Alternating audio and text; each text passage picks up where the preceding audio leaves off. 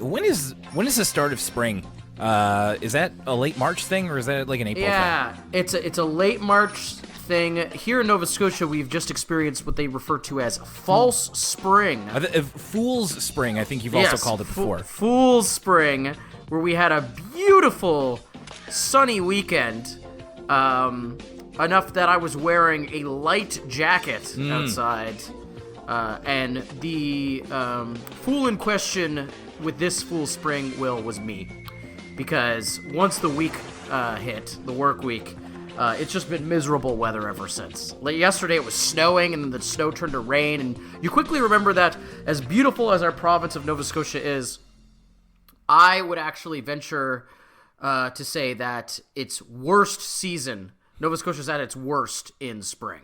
Because you get like a day or two of nice weather, and then the rest is just gloomy, cloudy, with really dirty, hard, frozen snow drifts on the side of every road and unwalkable sidewalk, basically. Yeah, it's a real rebuilding season, because once we get back to around the end of spring, beginning of summer, then we really start to get. Well, then it starts to just get warmer, but there's a lot more. There's a lot more sun, a lot more blue skies. It is quite novel at this point to be like I also went out today and like unbuttoned my jacket and was just like, this is nice, but it's not. We're not quite there yet. So there's still usually a couple of surprises that the season has for us before it's all over. Well, before we get into the episode proper, I think we have to address how wrong we were about Tinseltown's biggest night. No, not a single Oscar for Tar or The Fabelmans, but everyone's favorite, what is that movie called? Everything, Everywhere, All at Once.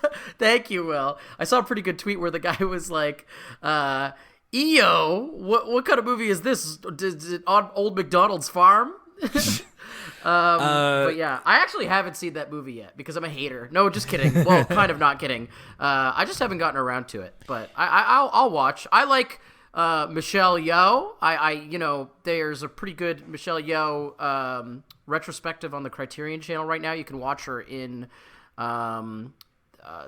Police Story 3, Super Cop, and movies like that, and I like those movies. So I kind of alluded to it on our last episode when we were talking about the Oscars before they happened. I'm like fairly agnostic to it. I would say I liked it. I think it's impossible for that movie to live up to the hype that it's gotten now.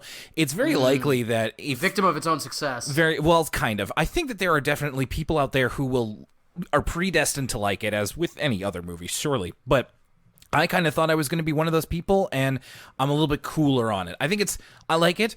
I don't think it doesn't deserve any of the awards or anything like that, but certainly I was put out because a lot of my picks did not pan out. In fact, Lucas, of my family, I didn't win my work Oscar pool, and I got the least points of my family.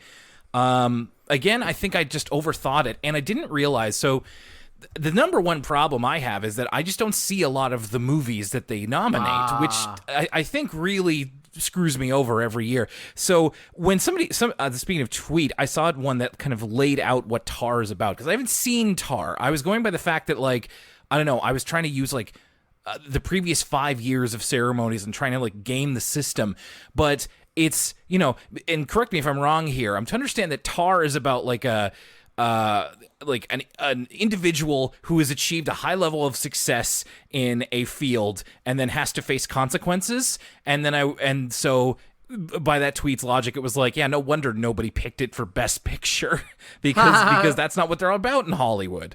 So they went the way that I figured they could, but I didn't personally bank on, which is that Everything, Everywhere, All at Once swept a bunch of awards.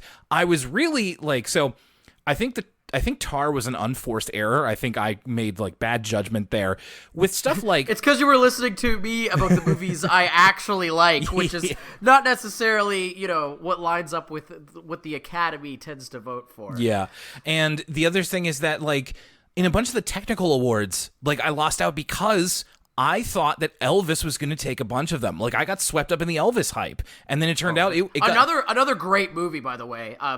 In retrospect, after Elvis didn't win any of those awards, I was like, you know what? That Elvis movie, I hate all those biopics. Like, I hated that Queen movie. And that Elton John movie seems terrible. And, like, I usually hate movies like that. That Elvis movie's great. It's stupid, and it's, like, over the top, and Tom Hanks is doing the craziest accent you've ever heard. He's like, "Oh, Mr. Elvis, you need to wear the Christmas sweater. It'll be very nice for all the children." But all of that, those parts equal just a really great sum. Fun time at the movies that Elvis movie was. I would like to see it at some point, and it's funny that you say that. Like, while we were watching the Oscars, my wife and I were watching The Eyes of Tammy Faye on Disney Plus, which was what Jessica Chastain won the Oscar for last year. And that, even though that's not a music biopic, there's still a couple of moments in that movie that goes into like Walk Hard territory, which is like, if you've never seen Walk Hard, the story of Dewey Cox, hilarious movie, one of my favorite comedies. If you watch that, it will ruin biopics for you, especially music biopics. And like, there's a couple of moments in The Eyes of Tammy Faye, which is not really a musical movie. There's a couple of songs in it, but it's not really about a musician. That's like basically a scene from Walk Hard, which came out in 2008, and a lot of these like run-of-the-mill biopics still fall into a lot of these traps, which is just like, you're meant to take something seriously, and it's just like, well, actually they did that in the comedy movie and it was funny there, so they've kind of ruined that. So I appreciate a biopic kind of going the other way and just being like ridiculous and not realistic. That's what's that's what interests me about Elvis, and I would like to see it. I just kind of thought that like it would get a bunch of technical awards, but not get anything in like the quote unquote serious categories. But I was totally wrong. I even threw. I thought Fabelmans was going to get way more awards than it did. I threw it a bone with like best score, and I'm like, that's what I think it'll win. But I could see myself being shut out. No, it got 0. So, good night for Everything Everywhere. Good night for All Quiet on the Western Front, which. Yeah.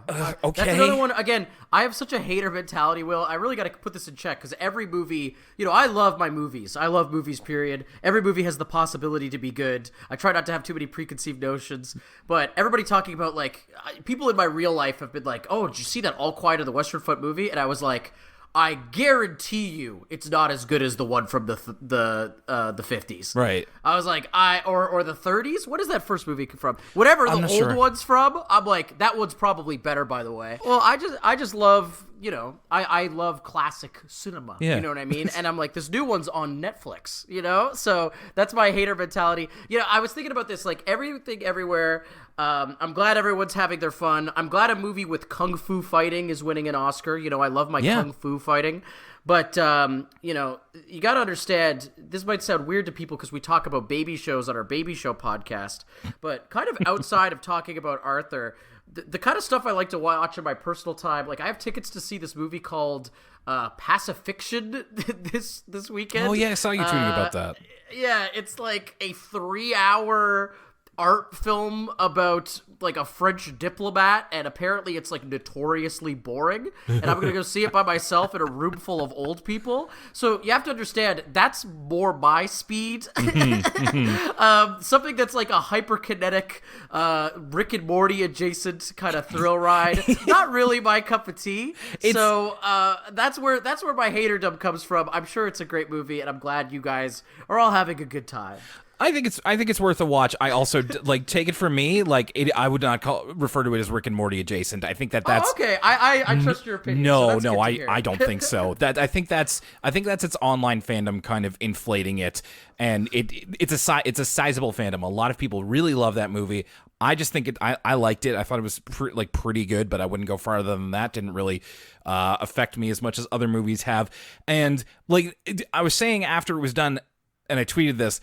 Now I know what it's like to be the people in 2003, I think it was 2004, maybe, who didn't really care for Return of the King. And it's just like, I was living that year, dude. I was like, Return of the King, it's everything. It's the best. And I love the Lord of the Rings movies, but those people out there, and it's a little bit different because Return of the King, hilariously, was not even nominated in any of the acting categories, which is just like, okay, fine. Like, I can understand that. But it did absolutely sweep that year. And I bet if you were not a fan of the whole Lord of the Rings thing, that probably irritated the crap out of you. So now I see it from the other side. And Everything Everywhere winning doesn't irritate me, but it's just like, I'm not in the in-group. So it's just like, I'm just on the outside looking in. This is an interesting thought experiment because I pulled up the 2004 Oscars, and this is back when it's different now because they nominate 10 movies instead of 5. Yeah. And this was a great, like we said last pod, great year of 10 movies, like 10 great movies. Of these 5, I feel like the one that has stood the test of time the most is probably Return of the King. Looking at this list of 5 movies, even though people do say that they were like awarding the whole series that Oscar, you know what I mean? Yeah. But I'll tell you what, what's another really good movie on this list is Master and Commander: The Far Side of the World, Will. Woo! What a picture! Mwah! What a good movie that is. That's another one I'm gonna have to check out at some point. I've seen it's aged like fine wine, Will. You think it's like early 2000s? I bet the CGI doesn't look good. Blah blah blah blah blah. No, Will. That movie is like edge of your seat, a raucous good time. But if you're a fan, like I imagine if you're like a real cinema head in 2004 and you're seeing Peter Jackson get Best Director over the guy who directed City of God, that's got to stick in your craw a little bit.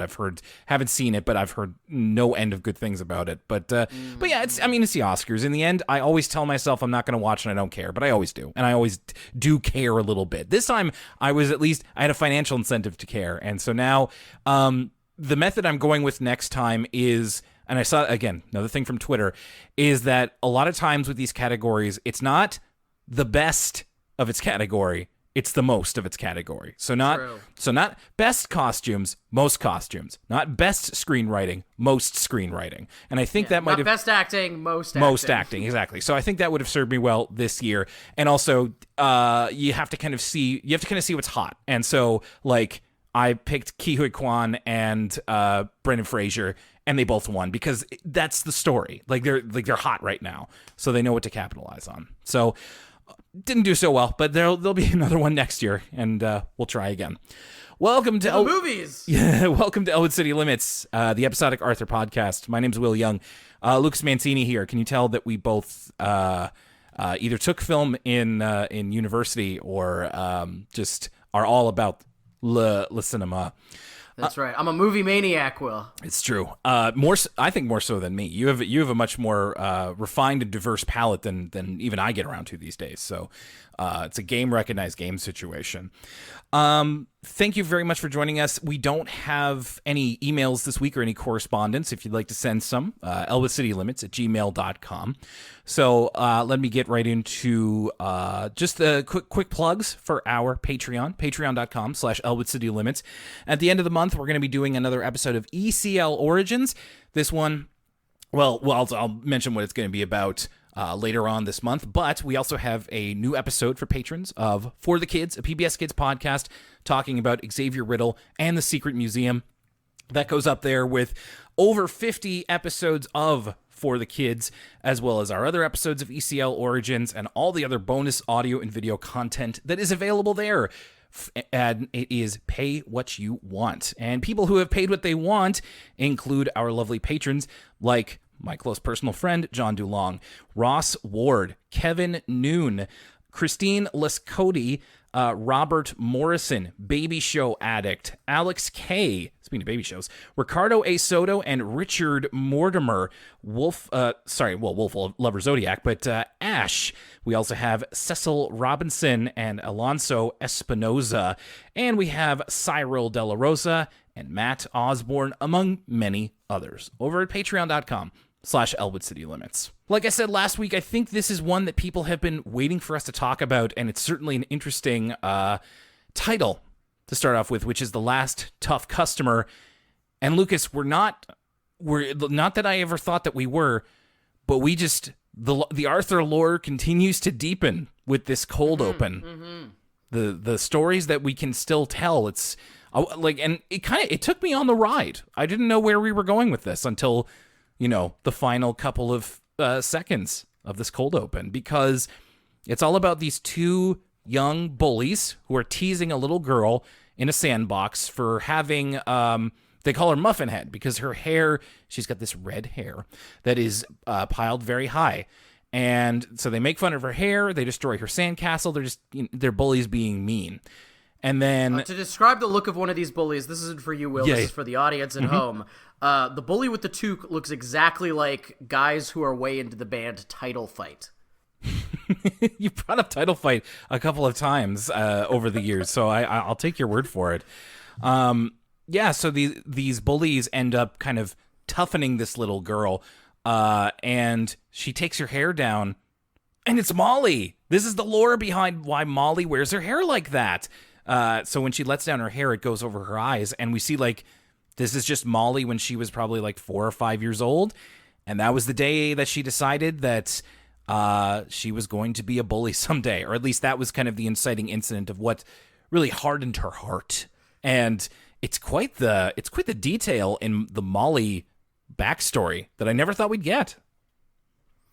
And it only makes sense, though. I mean, the whole theme of this episode is that bullying causes a cycle of bullying, correct? Yes. You bully someone and they, in turn, lash out against someone else. So, yeah, it's Tough Customer, despite it being called The Last Tough Customer, which is kind of funny. It's like The Last Samurai or something. It's, in a way, Tough Customer Origins, because we get this context of why Molly decides to take things out on everyone else. But the reason it's The Last Tough Customer is we kind of get this segment of the tough customers have lost their bite, which is really interesting because it's a level of realism around the tough customers that we haven't yet seen. The tough customers are always threatening violence. We've talked about this a lot there's some early episodes where Binky's kind of bully status is often challenged because everybody realizes that he's relatively harmless at the end of the day, and he's all talk. This has now happened and spread to the rest of the tough customers because they go around trying to bully the various kids, and nobody really cares anymore because they know nothing's ever going to come of it. Right, and as Binky himself says, the school is too bully-proofed. They know that as a phrase that my friend likes to use, paper tiger. So there's they show the claws, but there's nothing behind them. It's also really weird to see, like, from an audience perspective, it is weird to see Binky every time that they put him with the tough customers and we have to pretend that he's still a bully, of just like he's not like a main cast member that we've seen practically every side of. And we see the ways in which the tough customers are not effective anymore. One of them calls Arthur Four Eyes, to which Buster says, "Four Eyes? That was old in first grade," which didn't stop them from using that word to make fun of Arthur in third grade. So why didn't you say that in episode 1, Buster?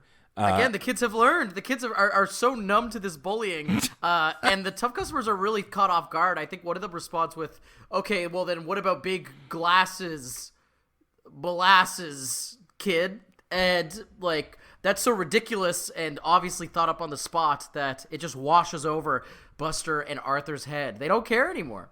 So they have a little meeting at Brain's mom's ice cream shop. By the way, the tough customers are Binky, Molly, Rattles, and Slink. Slink, by the way, quick reminder that he's voiced by Michael Yarmish, the original voice of Arthur, just obviously aged up a little bit. So they're having ice cream, and Binky decides that they're not going to bully anymore. They need to change their image. And Rattles understands this because, and this is a good pair of episodes for learning about Rattles. We learned that his dad is in marketing, so they need to rework their image. He also says that he really likes the soya milk frozen yogurt, the Froyo. yeah, Rattles is a confirmed soy boy, it seems. Not only his dad in marketing, but you can't see me right now, Will, but I'm pointing behind me with my mouth agape. Right.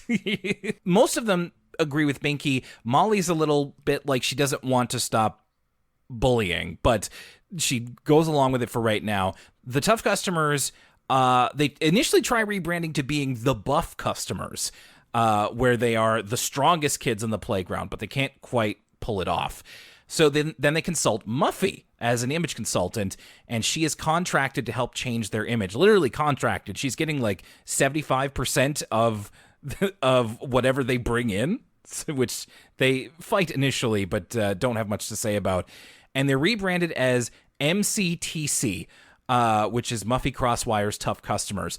So this whole piece here is done a little bit in montage where, for whatever reason, I'm sure because the writers thought it was funny, the Tough Customers are dressed up as the Beatles in the Sgt. Pepper era. Yeah, really bizarre. And also even more bizarre, during this photo shoot segment, if you pause at a certain point, the Ontario Provincial Police logo is on Binky's arm. Really? There's a couple times. Let me see if I can find the exact timestamp. But if you look at Binky's shoulder, you see the OPP badge, and I kept thinking that they were gonna like bring it up in reference to the name of the band or something. But no, it's just like a weird Canada Easter egg, I guess. Very strange. I totally missed that. I do also want to bring up really quickly, as I said, Molly is the one who's not so into this. Everybody else kind of goes with the flow. She has this withering insult to George, because earlier on, George actually wants to be hit with a water balloon because it's very hot outside. And Molly says to him, "Why don't you run along and read a book?" "Oh, that's right. You can't read." And it's like, not since the days of Arthur saying, "Can you get your enormous watermelon-looking head out of my face?" That's one of the most withering Arthur insults we've heard, I think. Essentially, Muffy is marketing, scare quotes, the Tough Customers as like a band, almost like a boy band. They're not all boys. So the MCTC perform outside of Brain's mom's ice cream shop. They perform this little song and about how they're not bullies anymore, and they're just going to be nice from here on. And they even say like they're like model preteens or something like that. And we also, again, building the Rattles lore here along with Molly. Rattles has the best singing voice of all of them. He's like proper operatic. Oh yeah, this sequence is hilarious because I thought they were going to do a parody of Sgt. Pepper era Beatles, but it sounds more like the Beach Boys or something. Mm-hmm. But it's even a little bit more show tunes and jazz handy than that. Like they go to great lengths to make them all appear as weenies, basically. Yeah. You're right though that Rattles steals the show. Me and you have been longtime Rattles heads. Oh yeah. So it's been a minute since we've checked in with basically any of the Tough Customers besides Binky, period. But this has been some great Rattles content after such a long drought. Rattles is a deep well, and I think we've been waiting for them to kind of go deeper with him, and we definitely get that in this episode. So Molly hates this. She doesn't even want like the money that they get, which is, cents essentially. And she wants to go back to essentially bullying. And she even says like she wants to go back to the original Tough Customers because she wants respect, and that is why that's the underlying motivation for why she's part of them in the first place, is that she wants respect. And you can kind of go back to the cold open and see that's where it all came from. However, so as we've known by this point, Molly is the older sister of James, who is frequently in a lot of the DW stories lately. So she and James go home. When they're on the way home, they stop at a playground so that James can use a water fountain, and he like pushes a little girl out of the way and acts like a bully to her. And this is where Molly realizes that, as you said, she is perpetuating the cycle. And when she asks James why he did that, James says, "Because you did it." And it's a children's show, so it's quite obvious, but it is a good message to impart. It's mirroring Molly's own experience with bullying. You see this little girl go up to the same part of the playground that Molly hid by and like cried when she was little, and kind of internalized that experience. So she asks James to apologize to the little girl, and then to model that behavior, because he's like, "Well, you don't apologize. Are you going to apologize to everybody you've bullied?"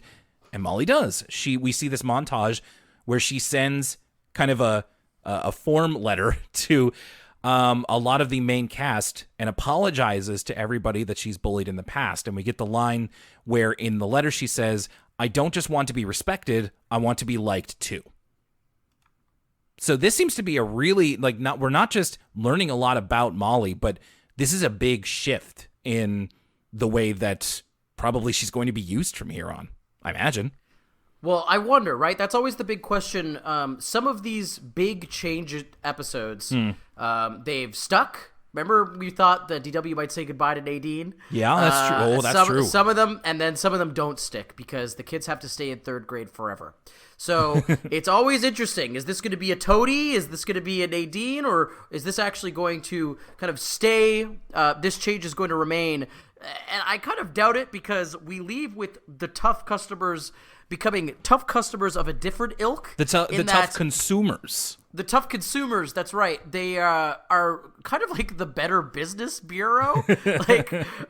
They're enforcing honest business practices. And we see this in practice, no pun intended, with them rightfully harassing the manager of the local Chicken Licken for not paying their employees well enough. Well, so, I mean, it is funny to see, like, the little leftists come out of nowhere, but it's not the manager, it's just, like, somebody who's getting Chicken Licken, I think. And oh, no. This is as the episode ends, where it's like they've sanded off their edges, they're now the tough consumers. So Molly, like, there's a guy coming out of Chicken Licken, and Molly alerts him to how that store underpays its employees, and then she starts going into, like, the fat content of the chicken, of just, like, okay, so we went from, like leftist talking about unfair capitalistic practices into, like, now we're going into, like, veganism, and it's just like, all right, it's they're kids. They don't know nuance yet. Their brain hasn't developed. So yeah, stop harassing me while I'm trying to get my delicious Chicken Licken. Thank you very much. I know it's not a good tactic, but you have to learn that at some point. You have to make mistakes in order to get there. So it seems they're on the right track, but like you said, I'm not certain this is really going to stick. But I would like to be surprised. We'll see. And now a word from us kids.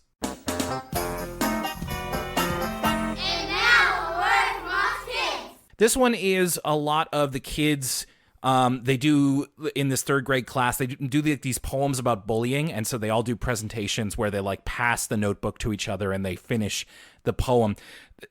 Lucas, there's a couple of lines in here that go pretty hard for kids' poetry, so I wanted to read you a couple. They dare I say, they spittin'. So there was one that I just thought was funny where one of them just says, bullying is not pleasant. I'm like, yeah, that's true. There's one near the end where there's a line that goes something along the lines of, bullying looks like the end of the world. Everything good is gone. And it's like lines that go hard. And there is my favorite one was somewhere in the middle of the segment where you have this little kid, third grade. He's probably like eight around that. And he says, and I'll try to affect his speech here. Bullying is a chain that goes on. To break the chain, you need to let it fall off. And it was like, the fact that he said it in that voice and said that, like, that actually really meaningful statement on what bullying is. It's a chain and you need to let the chain fall off. It's like, that's almost a Fleetwood Mac song. They keep making references to colors. They're like, bullying makes me feel white, empty, nothingness. And then another person's talking about how bullying makes them feel black and purple. I wonder if that was a prompt from the teacher. Because it's oddly specific. Or maybe, we just have some little poets here. And these kids are very self-reflective and insightful about how bullying makes them feel. It's who's to say? And perhaps a producer behind the camera coaxed it out of them. But either way, it was just funny to see some of these kids, these little MFs spitting. It was something else. Hi everybody, it's Lucas, your favorite co-host from Elwood City Limits. I want to remind you folks that if you like listening to the podcast, first and foremost, the best way to spread the love is to tell a friend who is interested in Arthur or podcasts or animation or hearing about Nova Scotia for some reason. But there's some other things you could do as well. For instance, you can follow us on social media. Twitter is @ECL Podcast. The Instagram is @Elwood City Limits. My pet project, the Twitch channel, which we do live streams on sometimes, twitch.tv/Elwood City Limits Pod. And we also have a Facebook and Tumblr as well. You can also find us on Apple Podcasts, Spotify, and youtube.com/Elwood City Limits. That's where Will has been diligently uploading all of the episodes if they're not on your podcast listening service of choice. If they aren't on one of those services, let us know. You can reach out to us on social media or via email. at elwoodcitylimits@gmail.com. Finally, the Patreon is where you can find all of our paywall content, patreon.com/ElwoodCityLimits. This gives you access to the Discord, where we have a bustling community, as well as some exclusive videos, audio bonuses, such as commentary for the various Arthur movies and more, as well as some of our additional podcasts. For the kids is where me and Will cover all the PBS shows that aren't Arthur, as well as ECL Origins, where we really talk about any show from our childhood that we want. And most importantly, you get early access to every episode of ECL. You get to flex on your friends that you're getting it a week early. You can join for as little as $1 a month at patreon.com/ElwoodCityLimits. And now, back to the show. And now, back to Arthur. Thankfully, I think, Brain's chess mess is not as brain-focused as I was afraid it would be. And we've talked about in the past how we're not huge Brain fans. But, so I went into this with a little bit of trepidation, but as we find out, it's a bit more of an ensemble episode. And it has to do, sort of, with the cold open, which is hidden talents that you may not think fit with the people who have these hidden talents. For example, and we keep adding to the lore here, Arthur's really good at ping pong, table tennis. Didn't know that.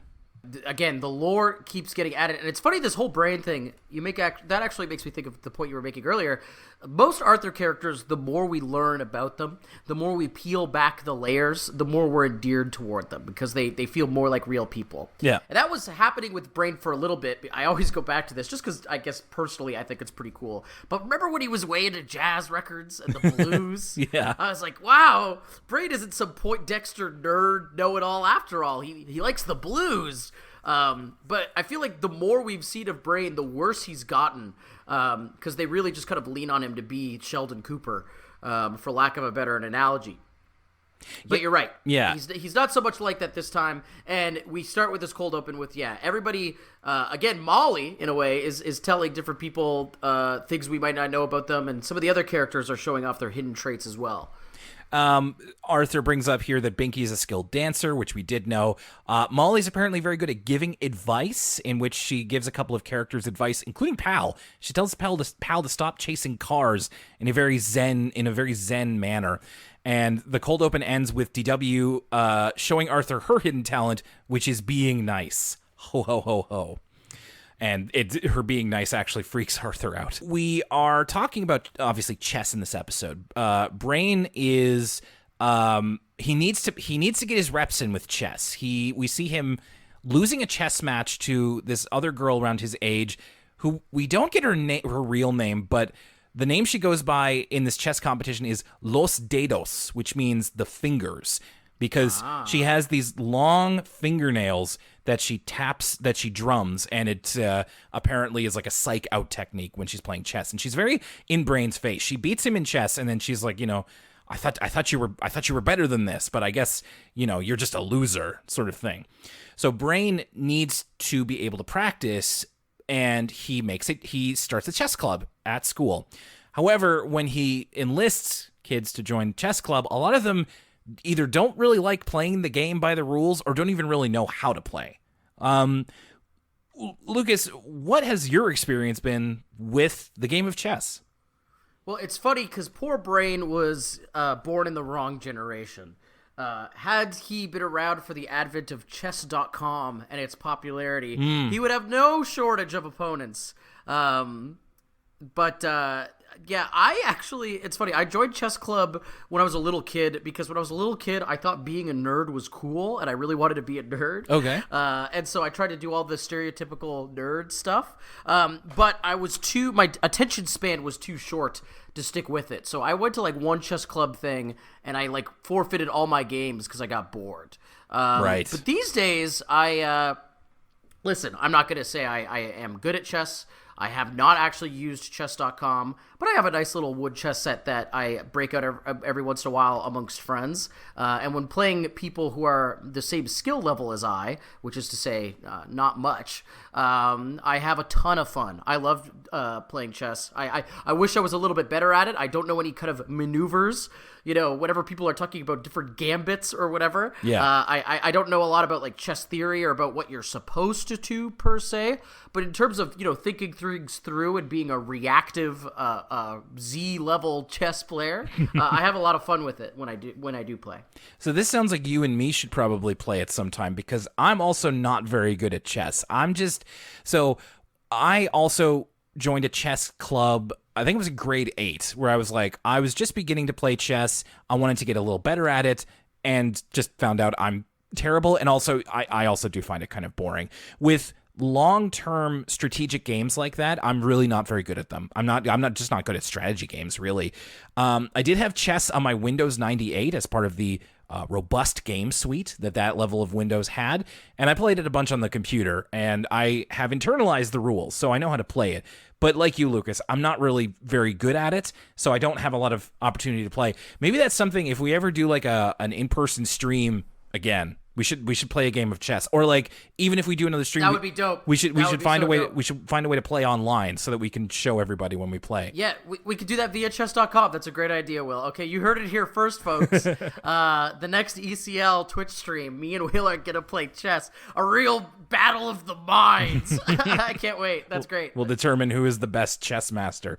So yeah, we see it's like Binky, Brain, Binky, Buster, Fern, and George. And Fern and George don't really play to win. They just kind of play to be nice. And Binky and Buster barely understand what's going on. So Brain isn't really able to get his reps in. He plays against Mrs. McGrady, but she has to go and make lunch.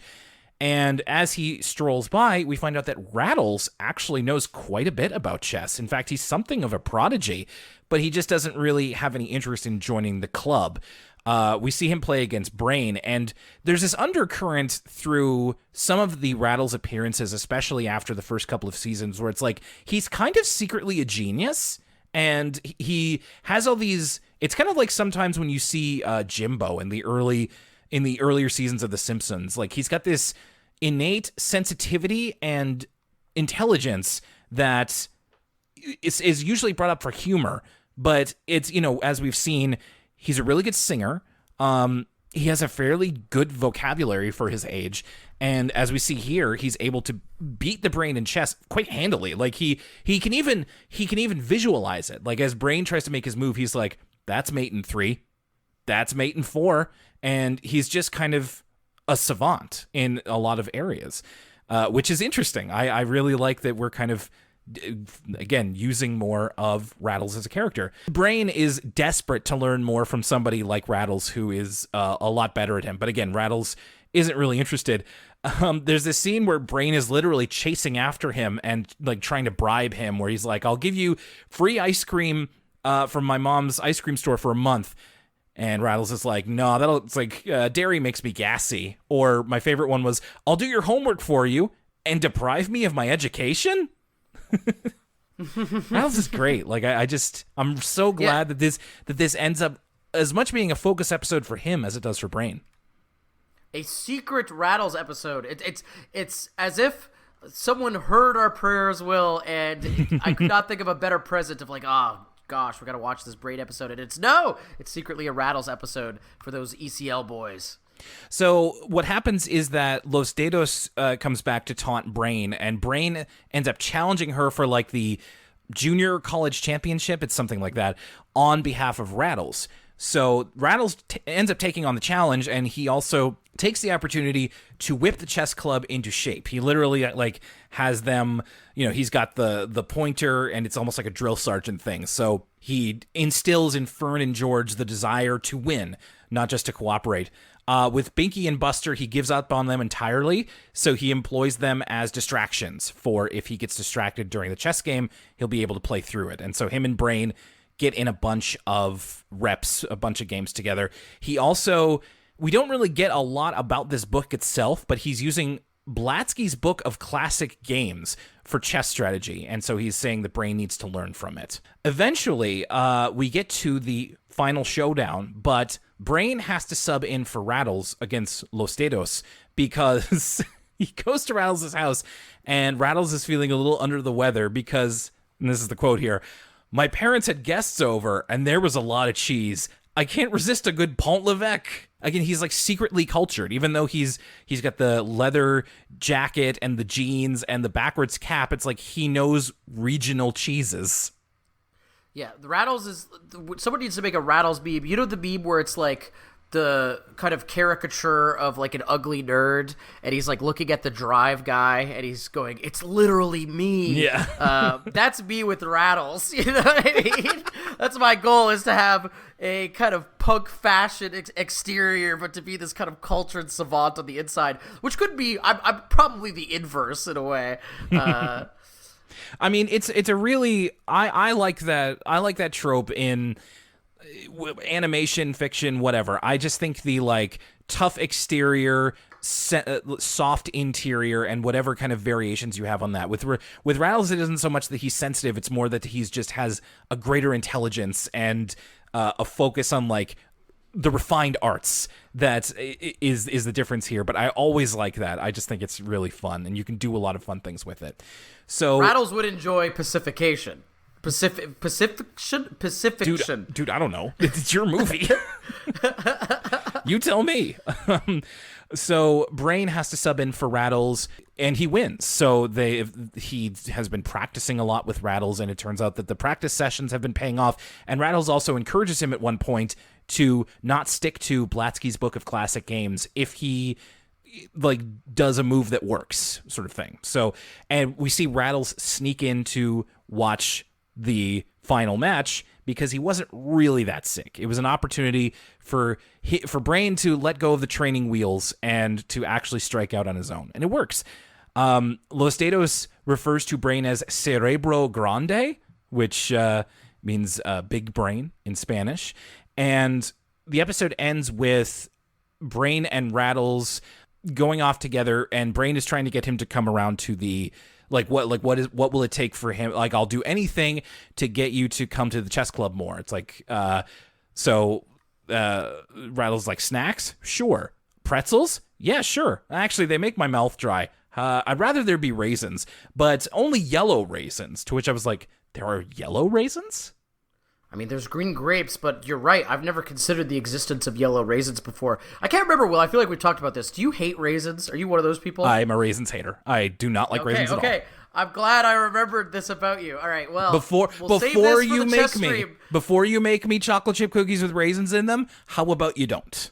Like, okay. So, Will, if you lose the game of chess, oh no, you got to eat a raisin on camera. Okay. Oh man. And if I lose the game of chess, we'll have to think of some sort of punishment. Well, I'll have to think of something because you did. I'll think of something. If people at home, if you could help Will, I'm sure I've listed my grievances or things I don't like doing all the time on this podcast. So go back into the archives and find a suitable equivalent punishment for me.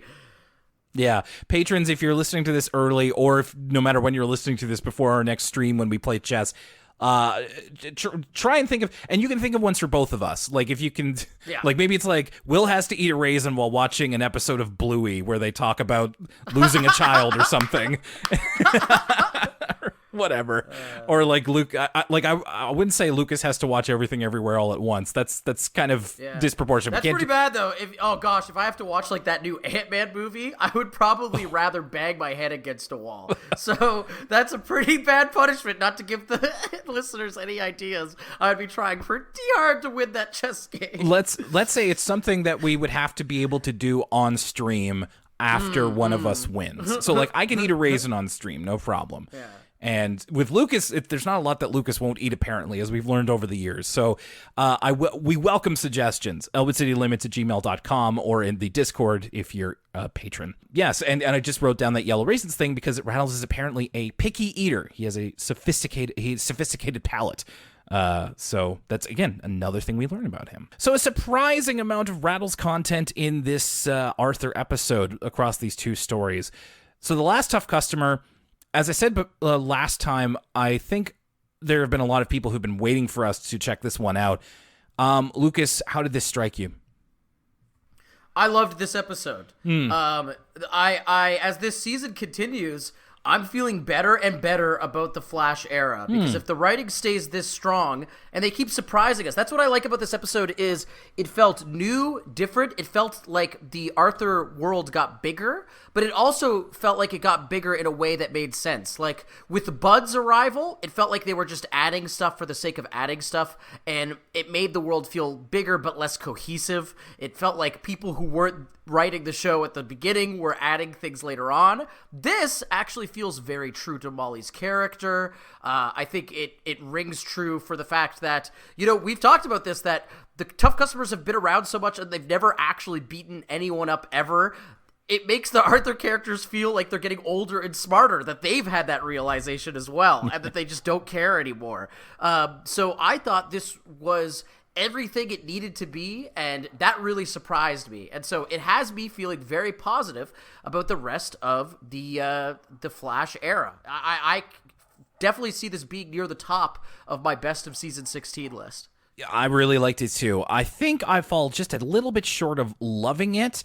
I feel like a lot of things happened in it, and the overall point of it felt a little bit less focused, but really I think it was very strong, and it gave me something that I think we still would like to see more of, and that's focus on the tough customers and Molly especially. Molly, I think we just think is a character who's really cool, and now we could say is a really well fleshed out character for this show as well.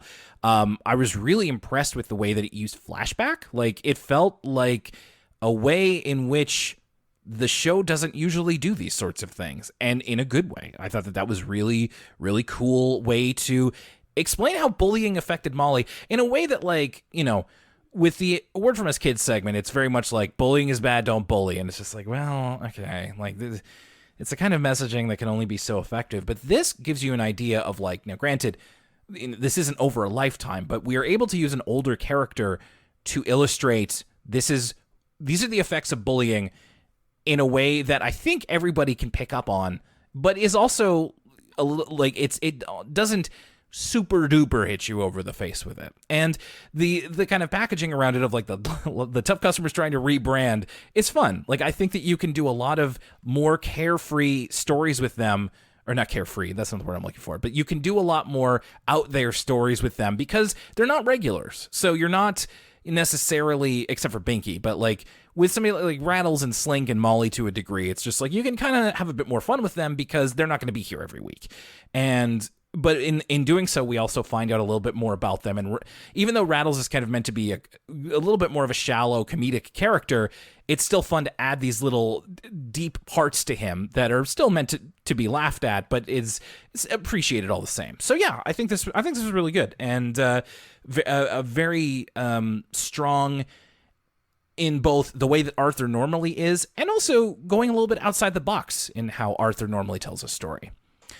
I was also surprised. I wouldn't say that this is on the same level, but I liked Brain's chess mess as well, and didn't really expect to say that. Again, I think a lot of that is helped by the focus on Rattles, who is an underrated character on the show, and underrated in terms of I think who we would say are our favorite characters, but we love when Rattles shows up. We're smiling and laughing. He's a funny character, and this was used in a really interesting way. So it was made to offset Brain. Again, kind of putting Brain on the back foot a little bit, where it's just he's not a know-it-all. He needs somebody else's help. And that helps to make him a little bit more endearing. And it gave me good memories of playing chess in school and around the age where I discovered exactly what chess was, which would have been around Brain and Rattles' age. So yeah, I there wasn't a whole lot to talk about in it. It's pretty straightforward, but I liked it. I thought this was a pretty easy watch. Yeah, I think I'm a little colder on it than you. I agree that I'm here for more Rattles content. I hope we see more from Rattles. And I think chess is as good of a kind of plot device as any. It's we've had quite a few episodes that are like a character gets a new hobby and learns how to be better at it in a competitive sense. It is trained by another character. So I did kind of check out a little bit as Rattles was training the brain because it felt a little samey. But that's really nitpicking. It's a perfectly serviceable, entertaining episode. And I think it is kind of the cherry on top to the seminal episode that The Last Tough Customer is. Yeah, and it does feel a little bit less. I don't think that innately it's able to stand up to what The Last Tough Customer is, but that's okay. It's a bit more of a fun, frivolous episode, and I don't say frivolous in a bad way. It's just it's more meant to be enjoyed and then not necessarily looked deeper into, unless we're reaching back for more Rattles lore, which I'm always interested in. Like I said, very lore-heavy episode of Arthur, and happy to have covered it. And I hope that y'all out there enjoyed listening as well. Thank you very much for joining us for this episode. Of course, patrons can expect at the end of the month, we're going to have our new episode on ECL Origins. I keep teasing it, and I'm going to keep doing so. And there's not much more to say other than really excited to find out more about sticking around in our ECL Origins format, which is a little bit more off the cuff. Like if you haven't listened to the preview of ECL Origins that we have on the free feed, it's pretty much us going through our memories of a show. I do a little bit of background research, but not a whole lot.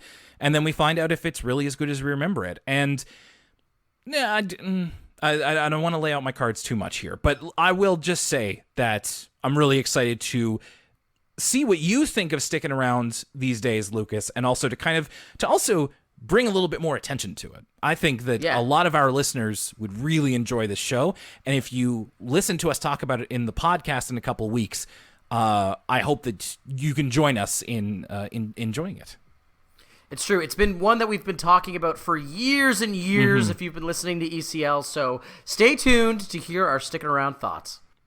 And on the next episode of ECL, we will be talking about baseball blues and Brain's biggest blunder. A lot of B's going on in that one. So we'll have to see. Again, World Baseball Classic, Will, is going on right now. I don't expect you to know anything about that. No. But it's the only it's really, really weird. Wait, World Baseball Classic teams. We have a little extra time today, so I can bring this up. Yeah, sure. It's one of the only times you can see like here's the countries that are competing in the World Baseball Classic, okay? It's a real strange mishmash. Okay. Let's see. What's today's 2023? Okay. We have Australia, did you not? No. I'm sorry. I'm reacting to something else. Okay. Please. I was like, wow, you really are blown away by the World Baseball Classic. No, I'm sorry. You're like, wow, China and Chinese Taipei versus Italy and Japan. Who would have thunk it? No, Israel for real? No, I'll. You know what, Lucas, you go ahead and I'll talk about it after. You gotta leave this in. No, I am. So anyway. The World Baseball Classic, listen, if you care about nothing else except for the outfits, all of the country jerseys for the World Baseball Classic are drip. Well, some are drip. The Great Britain one is hideous. But my goodness, is the Korea outfit so sick. And of course, I'm rooting for my team Italia to win the World Baseball Classic, even though it's highly unlikely, of course, when you're facing off against the Colombians and the Puerto Ricans, who are the Dominicans, baseball phenoms. Anyway, Will, what is the news, the shocking news? So this won't be news by the time even our patrons hear it, but this literally came across as I had Twitter open. So, Lucas, you and I are wrestling fans. We're. Oh no! I saw this. I was while you were talking about the episodes next week. I was pulling this up. That's right. Forbidden Door Toronto, and I am not liquid right now. I do not have the scratch to go. So I'm going to be in Toronto 2 months. Like I'm going to Toronto next month to go see Impact Wrestling, which I'm excited for. But it's just like, if I'd waited, then I'd be like, oh, I'm going to go to Toronto to see Forbidden Door, dude. So it's like, I'm not disappointed to go to Impact, but I'm also like, oh man. And like, especially like, that's going to be my trip this year, essentially. And it's just like, oh, so close. So I'm going to have to tell my friends about it. Maybe they'll be able to go in my stead. So sorry, I kind of reacted there. So, World Baseball Classic. World Baseball Classic, Japanese wrestling, all things that have nothing to do with Arthur, which we'll be returning to next week. And I'm excited to talk about that, sticking around, all this great stuff with you, Will, in the coming week. Me too. All right, thanks again for joining us for this episode of Elwood City Limits. I'm Will Young, and for Lucas Mancini. And customers, check please. You're right, there is a literal check please in this one. Well done. We'll see you next time. The pudding is free. Go get your own. There's a lot of good ones this week. All right, bye everybody.